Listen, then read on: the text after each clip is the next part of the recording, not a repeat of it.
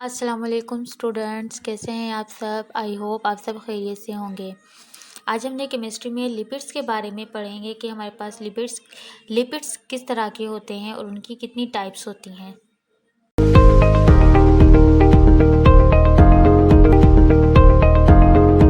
अच्छा, आज का जो हमारा टॉपिक है वो है लिपिड्स के बारे में कि लिपिड्स क्या होते हैं।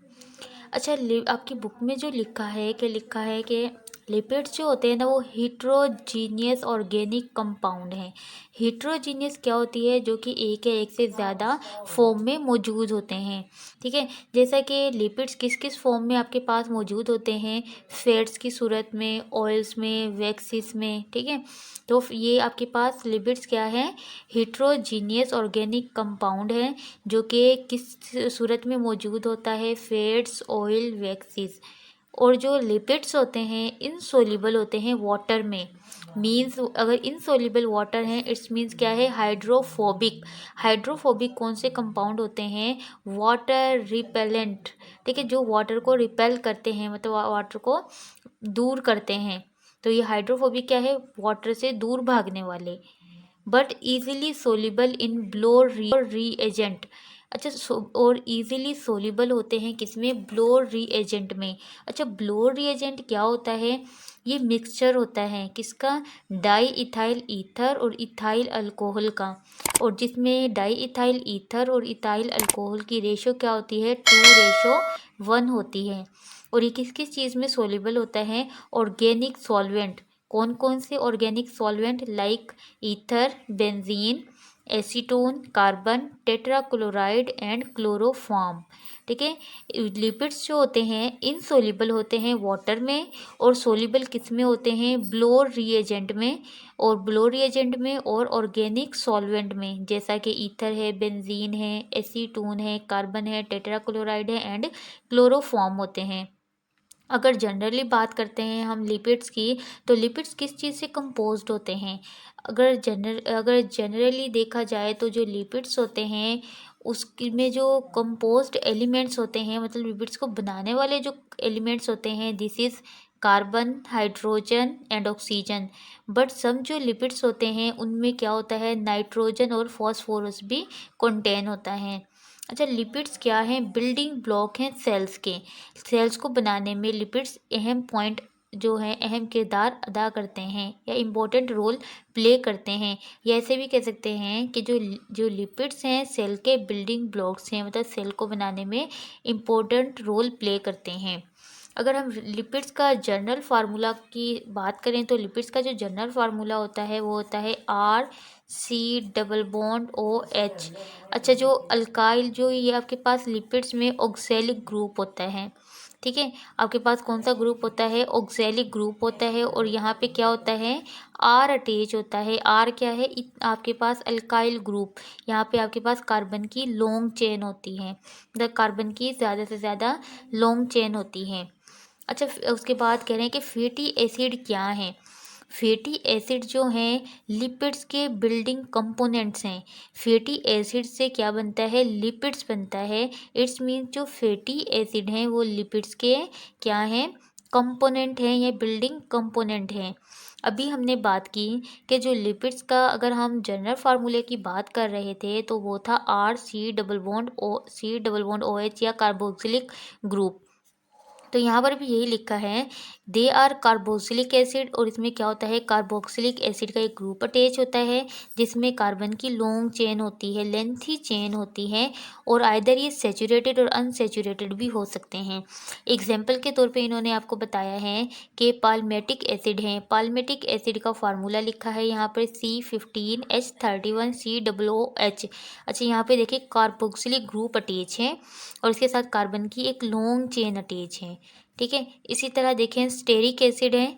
यहाँ पे देखिए कार्बोक्सिलिक ग्रुप अटैच है और इसके साथ क्या है? कार्बन की एक लॉन्ग चेन अटैच है। तो ये क्या कह रहे हैं? In the presence of mineral acid, mineral acid की मौजूदगी में ये जो एसिड होते हैं प्रोड्यूस करते हैं ईस्टर। ईस्टर क्या है? ऑयल और फैट्स विद ग्लिसरोल्स। ठीक है, अच्छा यहाँ पे एक इम्पोर्टेंट बात इन्होंने लिखी है वो भी हम पढ़ते हैं।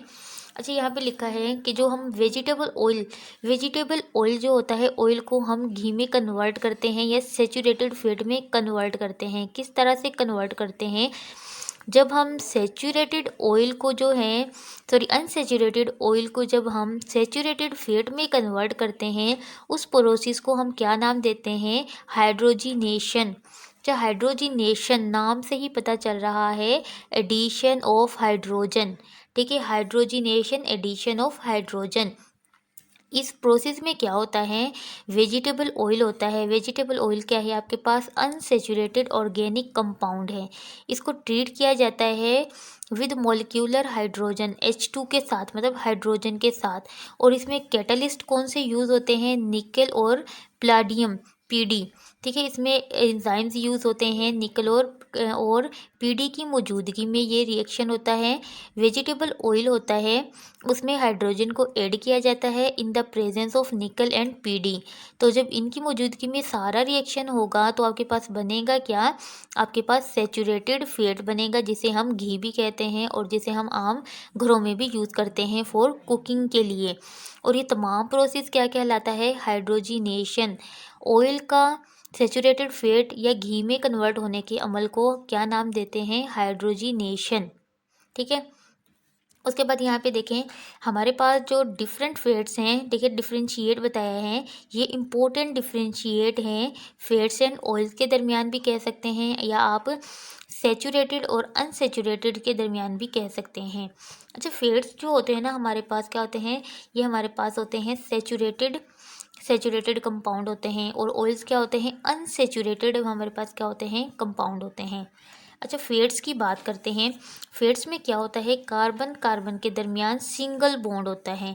हमें पता है जब कार्बन कार्बन एटम्स के दरमियान सिंगल बॉन्ड होता है, उसे हम नाम क्या देते हैं? कि ये हमारे पास सैचुरेटेड हाइड्रोकार्बन्स हैं। इसी तरह ऑयल्स जो होता है, इसके दरमियान कार्बन के दरमियान डबल बॉन्ड होता है। ठीक है, तो हम उसे नाम क्या देते हैं? ये हमारे पास है अनसैचुरेटेड हाइड्रोकार्बन्स। जो फेट्स होते हैं ना, सॉलिड होते हैं रूम टेम्परेचर पे, और ऑयल्स क्या होते हैं? लिक्विड होते हैं रूम टेम्परेचर पे। फैट्स को एनिमल से हासिल किया जाता है, ऑयल्स को जो है प्लांट से ऑब्टेंड किया जाता है। ये पॉइंट हमने पहले ही डिस्कस कर लिया है कि फैट्स हमारे पास सैचुरेटेड हाइड्रोकार्बन्स होते हैं, सैचुरेटेड कंपाउंड हैं, और ऑयल्स हमारे पास अनसैचुरेटेड कंपाउंड हैं। अच्छा, फैट्स का जो हाई मेल्टिंग पॉइंट होता है और ऑयल्स का लो मेल्टिंग पॉइंट होता है। अच्छा, ये जो फैट्स होते हैं ना, ये कोलेस्ट्रॉल लेवल को इंक्रीज़ करते हैं बॉडी में। अगर आप इसका बहुत ज़्यादा यूज़ करेंगे फैट्स का, तो ये क्या करते हैं? हमारी बॉडी में कोलेस्ट्रॉल लेवल को इंक्रीज़ कर देते हैं। जबकि अगर हम ऑयल्स की बात करें या अनसैचुरेटेड कंपाउंड की बात करते हैं, तो ये क्या करते हैं? कोलेस्ट्रॉल लेवल को हमारी बॉडी में मेंटेन रखते हैं। अच्छा, अब हमने पढ़ना है कि हमारे पास जो लिपिड्स हैं उसके सोर्सेज क्या हैं और उसके यूजेस क्या हैं। फर्स्ट ऑफ ऑल हम उसके सोर्सेज के बारे में बात करेंगे। अभी हमने पढ़ा है कि जो लिपिड्स होते हैं एनिमल से ऑब्टेन किए जाते हैं एंड प्लांट से ऑब्टेन किए जाते हैं। अच्छा, एनिमल से कौन से एनिमल्स हैं जिनसे हम क्या करते हैं? लिपिड्स को सोर्स कर सकते हैं या लिपिड को हासिल कर सकते हैं। अच्छा, मेराइन एनिमल्स कौन से होते हैं? जो समंदर में होते हैं। ठीक है, समुद्री जो एनिमल्स होते हैं उन्हें कहते हैं मेराइन एनिमल्स, या वाटर एनिमल्स जो होते हैं, this is called marine animals.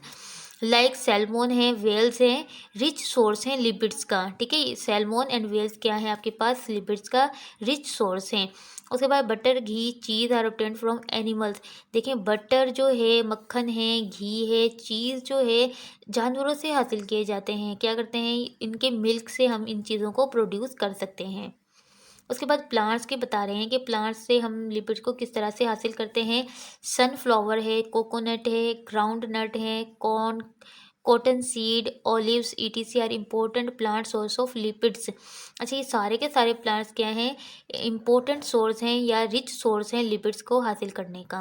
अच्छा, ये दो सोर्स हमने पढ़े कि एनिमल्स और प्लांट्स से हम किस तरह से लिपिड्स को हासिल कर सकते हैं। अच्छा, यूजेस क्या हैं लिपिड्स के? क्या यूजेस हैं या इम्पोर्टेंस क्या है लिपिड्स के? अच्छा, जो लिपिड्स होते हैं ना, क्या करते हैं, जो वाइटामिन्स होते हैं ना, वाइटामिन्स होते हैं जैसा कि वाइटामिन्स ए, डी, ई और के, ये हमारी बॉडी में क्या करते हैं, ट्रांसपोर्टर का काम करते हैं, मतलब हमारी बॉडी में ट्रांसपोर्ट करते हैं, नकलो हमल करते हैं। उसके बाद लिखा है कि जो लिपिड्स होते हैं कोलेस्ट्रॉल लेवल को बॉडी में रिड्यूस करते हैं। फैट्स जो हैं, फैट्स और ऑयल्स हैं, कुकिंग्स में भी यूज़ होते हैं, जैसा कि हम खाने में खाना वगैरह जो बनाते हैं उसमें हम यूज़ करते हैं, ऑयल्स भी यूज़ करते हैं और घी को भी यूज़ करते हैं। तो क्या है, ये लिपिड्स हमारे पास फूड में भी यूज़ हो रहे हैं कुकिंग करने के लिए। 4 वाला पॉइंट देखें, वो कह रहे हैं कि जो फैट्स और ऑयल्स होते हैं ना, डिटर्जेंट्स हैं जैसा कि सोप, कॉस्मेटिक्स, पॉलिशेस और पेंट्स वगैरह बनाने में भी यूज़ किए जाते हैं फैट्स और ऑयल्स को। 5th वाले पॉइंट में लिखा है, अच्छा, लिपिड जो होता है एंजाइम्स एक्टिवेट के तौर पे भी यूज़ होता है। एंजाइम्स को एक्टिव करने के लिए भी हम क्या यूज़ करते हैं, लिपिड्स का यूज़ करते हैं। अच्छा, इसके लास्ट पॉइंट में लिखा है, जो एनिमल फैट्स है जो कि एनिमल से हासिल की जाती है, वो कहाँ मौजूद होती है, एडिपोज टिश्यू सेल्स में मौजूद होती है। एनिमल्स क्या करते हैं, सीक्रेट करते हैं मिल्क को from which butter and ghee is obtained. अच्छा, एनिमल से हम मिल्क हासिल करते हैं, मिल्क को क्या करते हैं, मिल्क से फिर हम बटर और घी को ऑब्टेन्ड करते हैं। और बटर और घी यूज़ किस लिए होता है, हमने अभी पढ़ा है कि बटर और घी को हम क्या करते हैं, कुकिंग में फ्राई के तौर पे यूज़ करते हैं, या कुकिंग करने के लिए, फूड को कुक करने के लिए हम क्या करते हैं, यूज़ करते हैं। इसके अलावा जो है हम बटर और घी को बेकरी में भी यूज़ करते हैं, मिठाई बनाने के लिए, या कोई भी बेकरी की प्रोडक्ट होती है उसे बनाने के लिए भी हम लिपिड्स का यूज़ करते हैं, या फिर बटर और घी का यूज़ करते हैं जो कि एनिमल से ऑब्टेंड किया जाता है। तो ये था हमारे पास लिपिड्स का पूरा टॉपिक है, लिपिड्स हमारे पास क्या हैं, और लिपिड्स के हमने सोर्सेज के बारे में पढ़ा एंड यूजेस ऑफ हमने लिपिड्स के बारे में पढ़ा है। आई होप आपको ये वीडियो समझ आ गई होगी। अगर इससे रिलेटेड कोई भी क्वेश्चन है तो आप मुझे कमेंट्स बॉक्स में कमेंट करके पूछ सकते हैं। अगर आपको मेरी वीडियो अच्छी लगी है तो मेरी वीडियो को लाइक करें, और अगर मेरे चैनल पे न्यू है तो मेरे चैनल को सब्सक्राइब करें, ताकि आपको आने वाली हर नई वीडियो का नोटिफिकेशन मिल सके।